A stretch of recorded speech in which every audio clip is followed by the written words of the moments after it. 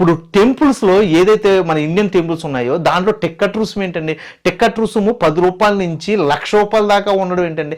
అంటే 10 రూపాయల భక్తుడికి ఒక దారి, 1,00,000 రూపాయల భక్తుడికి ఒక దారి అనేసి దేవుడు చెప్పాడా? ఇది దుర్మార్గం అండి. ఇండియాలోనే కాదు, ప్రపంచ దేశాల్లో ఇటువంటి రుసుము టిక్కెట్లు ఎక్కడా లేవు, ఒక్క ఇండియాలోనే ఉన్నాయి. ఇప్పుడు ఒక మక్కా మసీద్ తీసుకోండి, లేకపోతే వాటికన్ సిటీ తీసుకోండి, ఎక్కడా కూడా టిక్కెట్ రుసుములు లేవు.